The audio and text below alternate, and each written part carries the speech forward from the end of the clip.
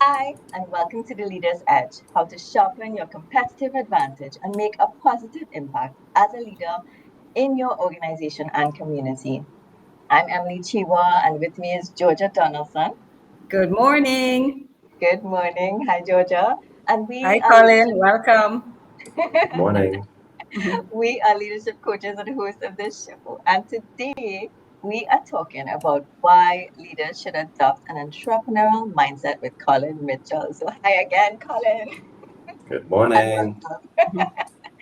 So, Colin is an accomplished businessman, currently the CEO of two successful companies that he founded, Sinewave Caribbean and Mitchell Properties. And he also serves two nonprofits on a voluntary basis as the chairman of the Shelter for Domestic Violence and as president of the Chinese Association. So I think, Georgia, we are in great hands this morning when we're going to be speaking, and he's going to be sharing about his entrepreneurial journey and I guess learning about the mindset and seeing how we Yes. can apply this, yeah, in a work Oh, yeah. context, whether we are in business for ourselves or not, right? I mean, Yes. I think if in business for ourselves, we already have some big clues, but if we're not, right? So before we actually bring Colin on, George and I are curious about the value of leaders having entrepreneurial at work. Mhm. Do you feel like you have the latitude to be like an entrepreneur at work? What becomes possible for you if you were to adopt more of an entrepreneur mindset at work? And would this be something you will relish or feel very awkward trying? So just want you to think about those things as we bring Colin on. So Georgia, let's see. Right. Colin, we're excited. We know you have lots to share. And we know that you're going to speak not only to those who are watching and listening who are entrepreneurs themselves, they maybe have started businesses, but there are lots of people who are leaders in organizations who they're employed, but they also can have that entrepreneurial mindset. So, Colin, start by telling us your story. How did you get into entrepreneurship? Well, thanks for having me, Emily and Georgia. I appreciate the opportunity. It's a little early for me, but I'm gonna try my best. So my journey wasn't straightforward. I didn't have the privilege of going to university, and even if I did, it wasn't really my thing. So instead, at 18 years old, after I graduated Form 6 from CIC, which is St. Mary's College, and St. Joseph's Convent, where I went to both schools. I started as a teller to make it happen at Republic Bank Park Street. Make Um, it happen. yeah. And I was making it happen at Republic Bank, but let me tell you what wasn't happening for me at Republic Bank. Colin having a car on my $1,300 a month salary as a teller.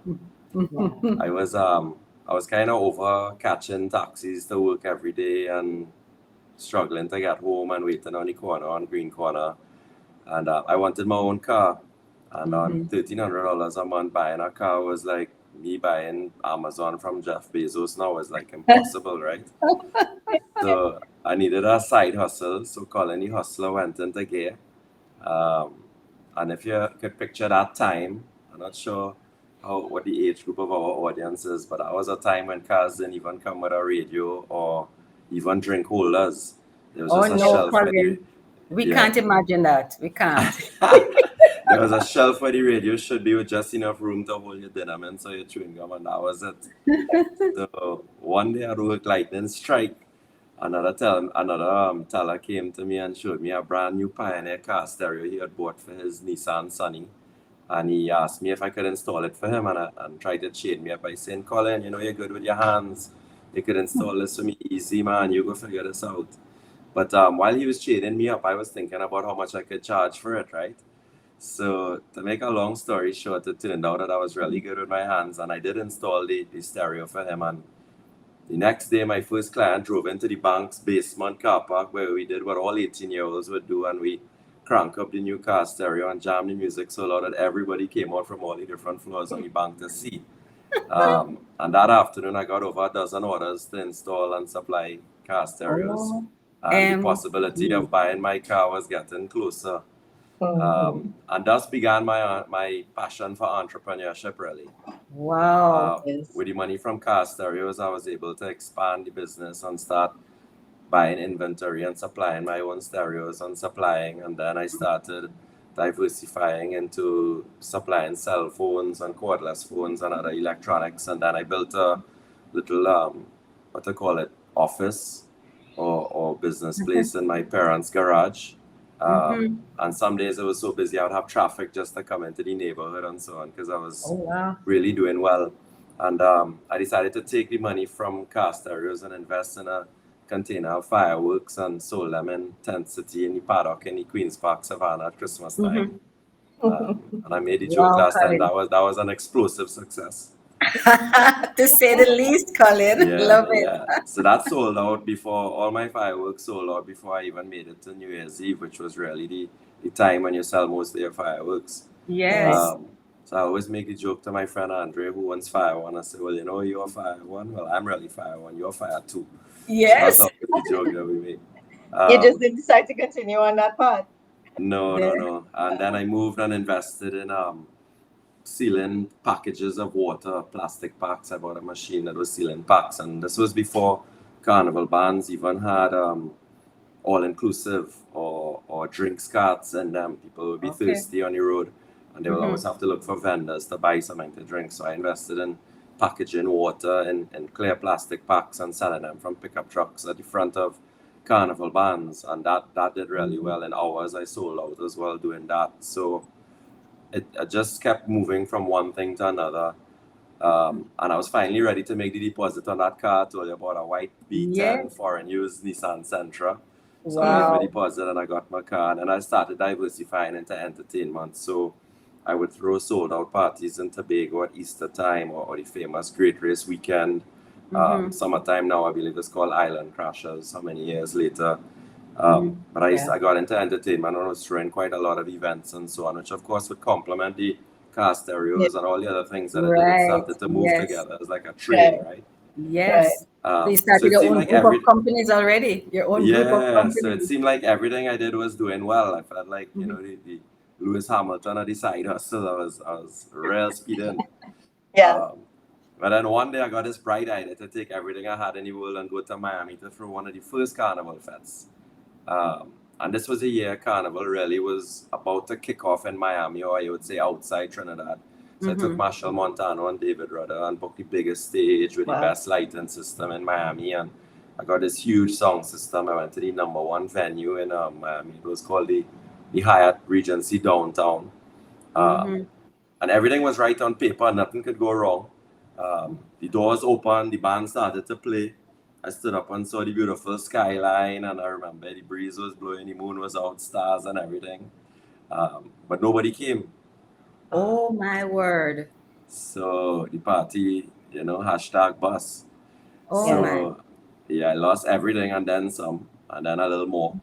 So that was really my first defeat. I mean, that was like a huge venture for you. So I ran all those businesses and made all that money, and then I went away. And it took like 4 or 5 months abroad, which affected everything locally that I was doing to invest in this one event. And then it didn't work out. So that was my first defeat. I actually felt like I was getting a heart attack. Like, you know, when you got that heavy weight pressing down on your chest. And then, of course, the embarrassment comes that they actually had a bus fet. So everybody's like, whoa, the fat bus. And I didn't think it was possible. I questioned what went wrong. And I was like, you know, what could I have done differently? So it was a bitter pill to swallow, a very humbling experience. And in the panic, my friends found me at the door and said, don't worry, Colin, we'll take you Denny's for breakfast. We go pay, you have no money. So, oh my. Yeah, but while they were... how did you bounce back? Yes, so that's the story now. How did you bounce back from that, Colin? Well, honestly, I remember when I was sitting there, I was sitting there in Denny's with my head down, and I found that I was lost. Because at that point, you really normally, that's like your worst moment, right? Yeah, of course. And one of my friends looked at me and said, Colin, when you fall, you must look up, because when you look up, you could get up. And that advice kind of found me, right? I looked up, all my friends were there for me. It was a dark hour. And I found that in that moment, I had my deepest introspections and growth, honestly. I came back to Trinidad. I couldn't even make my car loan payment. I remember the bank calling me. I started over from scratch. That was about the age of 23. And I And that's when regret in most my people are belly. just trying to start, and you're starting over. Over, yeah, with a lot of insecurity and debt. Yes. I got a job as a bartender in Pier One, which was an up and coming entertainment center in Trinidad. I was making Mm-hmm. $100 a night. And I moved up very quickly to become a committee member on one of the event nights. Then Mm-hmm. I started forming my own committees with my network. And then I was promoted to events manager, and then in the end, managing director of the company with over 100 employees. Mm-hmm. During that period, we went on to establish a lot of firsts in Trinidad and Tobago, like the first Latin night free drinks on a Thursday night, the first non-school all-inclusive carnival fete, the first carnival cooler fete. We built the first luxury party boat in Trinidad. So really, in summary, like everyone has the education, I would guess, in this audience and the talent to succeed. But I just Yes. wanted to share that story because when I fell, I got up. And in your life, there'll be times like this, and you too will Mm-hmm. need to get up. You have to have the Mm-hmm. guts and the grit to Yes. try and fall flat on your face and get back up. Yeah. And never be ashamed of trying or failing. It's inevitable and it's part of the journey of success. Yes. Um, Coming home from work at Pier 1 wasn't easy for me over those years. Most nights I would get home at 4 a.m., sometimes Wow. after. That's the next And I day. got home, yes, I got home one night to my parents' house, and there are two doors, an outer door and an inner door for security. And my mother would actually wait up for me. And Mm-hmm. when I open the outer door, she unlocks the security door on the inside for me to get in. And one Yay night for she said, mothers. yeah, so my mother was very good. She said, one night, hey, why are you looking so beat up? What happened to you? And I told her, well, 10 years at Peron was enough. I needed a change. You know, I was working Yeah. for myself So it was before now and now 10 I'm years working for later. someone. I had to Yeah. report to people and 10 years passed, right? And she paused and said, well, why you don't go and do what you're good at? You don't remember that thing you were good at when you were in school? And I replied, what am I good at? No, I don't remember that. And she said, in school, you used to paint signs and draw, and you were good at that kind of thing. Go and do that. That's what you're good at. And then at Wow. that moment, I remembered when I was a child, I used to stay home from primary school and fake sick. And I would draw and paint all day, and then I would stick up this whole thing on the wall. It's called Colin's Art Show. And I'll have prices on it. And when my parents come home, they greeted with this big art show with everything on sale with all these Wow. masterpieces that I would do. And then my parents say, wait, now we thought you were sick. And I was like, nah, this is, don't worry about I was it. now wondering if they're gonna give me some like, Yeah, you know. I know. And then I Emily, our remember next episode, Confessions of a Leader. and then I remember as a teenager going from store to store in Long Circular Mall, and I would say, what you need is you need a 50% off sale sign, and I'll go and paint it and bring it back. I don't need an open and close sign, or I need price tags. And so it dawned on me that I You, wasn't using my artistic talents or the thing I was actually most Mm-hmm. passionate about for my whole career so far in my life. I studied Yes. art in CIC and SJC at O levels and A levels, and I loved it. So that night, my mother didn't just open the door; she literally opened the door. You open the Because door. yeah, to make a long story short, I left Pair One and opened Sinewave, and 20 Mm-hmm. years later, we are like one of the top sign companies in Trinidad and Tobago and the Caribbean. Wow. And I got to combine my passion for art with business, and I'm really testimony. If you do what you love, you never have to work a day in your life because ignite your passion and stay close to it, and your goals are within reach if your heart is in it. So I Mm-hmm. feel that I'm pretty happy with what I do now. And then, of course, I think I mentioned before, I've had the good fortune and blessing of doing well in business. But I could Mm-hmm. assure everybody here that success isn't just about financial gain. True fulfillment really Mm-hmm. only comes from living a life of service, volunteering, and giving back to others around us. Yes. So Yes. my most Yes. rewarding achievements have been recently as president of the Chinese Association in Trinidad, or chairman of the Shelter for Survivors of Domestic Violence, because Mm-hmm. these moments have really enriched my life beyond measure. Um, in my So, life, I've seen angels, and I mean, after Friday, I had a story about seeing angels. You know, because when you do volunteer work and charitable yeah. work, and you devote so much of your life that you actually see people change people's Mm-hmm. lives every day, just out of pure love and compassion. So I've seen Mm-hmm. ordinary people work miracles through charity, and I've seen miracles in charity happen as well since I've started that, and things have happened Yeah. to me that have really moved me. So giving back isn't just something you do when you have extra time or resources. You kind of make it a way of life. That's an Uh, important point, Colin. Yes. yeah, Yes. and It's make not time to the help others extra. in need.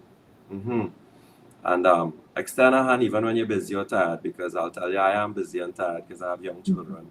And Yes. besides all the business that I do, some days you're tired, but you have to make the time. And you'll find real joy in the happiness and hope that you bring to others through this. And that's kind of, in a nutshell, That, what I wanted to say today. Yes, Colin, you thanks. notice Emily, there's hardly anything you and I could say today because Colin's story speaks for itself. It does speak for itself. I mean, but Colin, thank you for sharing your story. Thank you for being vulnerable with us and Mm-hmm. our audience and Yes. sharing, because I think a lot of people, I mean, I think any successful person who's worth Mm-hmm. the salt did, in fact, experience failure, sometimes big failures. Mm-hmm. And I think what makes a person really is the ability to come back from that. Yes. Yes. Because oftentimes we get defeated and we stay there, or we just never allow ourselves to go beyond. And you Yeah. have you have in your story shown, you came back. You're like, okay, well, we still have to pay for the car, so we're gonna find a Yes. job, Yes. Correct. even if So it's Colin, bartending, you know. Colin, you are Um, now Colin, the comeback kid. That was at 23. Well, yeah. yeah, Yeah. at You're the 23, and I comeback mean, kid. you just went with it. You just did what you needed to do. At the time, it was probably survival, but it was. I mean, you could have just said, well, I'm staying in my parents' house and I'm never coming out. And I'm Right. going to Yeah. stay here for a year. But you didn't do that. You decided, I'm going to come out, I'm going to show my face. Yeah, things go up and down. I mean, in the entertainment industry, even though it would have felt obviously like the end of the world for Yeah. you, I mean, it's a really risky business. Yeah. Yes. Anybody in Yes. entertainment will All know. the I mean, you time. would have learned that from pair one. Yeah, No. because I did after that, I had come to do hundreds of events. Right. Mm-hmm. We've had 14,000 people. Like that, I mean, so that gave me the In those grit big to cooler know. events that they used to Yes. have Yeah, at Pair One. yeah, and Yeah. then all And that used to inclusives be too. You're massive, doing right? thousands of dollars to get in, and 2,000 people. It was big money, big risk. Right. Yeah. But I think that failure gave me the grit, and the encouragement and the knowledge to know how to handle it. Right, how Yeah. you Right. get back out the Yes. next day. Yeah, it didn't work out, but the next morning you're back at it again. Yeah. Yes. Yes. Yeah. And that's Well, really what you need. That grit. Yeah, yeah. Colin, you have taught us so many things. And for our listeners, that level of awareness that you have given us, that inspiration from your story. So, Emily, the action, what do we want our viewers now to leave and to do? Boy, So many things, right? Yeah. So let that me think. still voice in their Oh, head. Colin had a still voice in his head and he listened to that voice. he Yes. did. And those of you who know about the show that I'm putting on, the Art and Soul of Leadership, Colin just spoke to it. The artistic side that he used and put it in his business. Yeah. Yes. What else, I Em? think I think I think a big, like when he said his mom opened the door, just not just Yeah. opened the door, but opened the door. I Yes. think there comes a point in our lives when we kind of know there's a deep Mhm. calling that, Yes. like we always talk about gifts that we get, and we have that in us from birth. And Hmm. sometimes I think we're lucky sometimes when we find a way to express that. Um, it's great for Colin that he gets to express it in business. Sometimes we express it as on a voluntary basis. It mightn't be your core job, but it might be the thing that you do that gives you that fulfillment and fills you up, right? Because I feel like once we find things that fill us up, as you said, Colin, we never work a day in our life. We feel that energy because it's a wellspring. It Yeah. comes Yes. from inside. Mhm. So Yeah. I would say to our listeners and our viewers now, after, think about your life. Think about what it is that's filling you up. And if there is something lacking, look for the door, right? Hmm. Find Yes. that, reconnect. I mean, Colin reconnected, and oftentimes it's things that we did as children. It's things Yeah. that, like oftentimes it's like a passion that comes from a long time ago that we kind of Hmm. forgot. It kind of died. So I would say, look for those things, look for those opportunities, think about that, and see if there's room to express more of that in your Yes. life and in Yes. your work. And also, if and also to note the story about failure, because I feel like so many of us feel like we are the only ones that fail when we do, Yeah. and that is so not true. So not true. So not You true. know, Emily and so Colin, something else that stood out for me. Listen to people as well, because he could have ignored what his mother The said. right people. You have to The have the right right people have to people. be around you. You have The to surround right yourself with the people. right people and It's listen to that the level right of ones. discernment to know who to listen to. And your yeah, mother had it right. Yes. Yeah, yeah. she nailed it. Wow, Colin, this was refreshing. Thank you so much. You're welcome. Emily, over to you Thank to you, wrap. Colin. Thank you, Colin. Thank you, Georgia. It's been wonderful. I really appreciated the time today.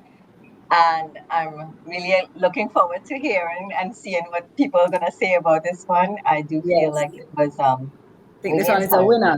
This is a Yes. winner. And Colin, thank you for waking up so early to be with us. I'm normally up, but I'm normally dropping children. So I just pushed it back today. So I'm actually gonna go and pick them up and start dropping now. No problem. All right. Well, you guys have a Um, great day. Have a wonderful week and blessings to you both. yes. Thank Take you. care. Bye. Bye bye.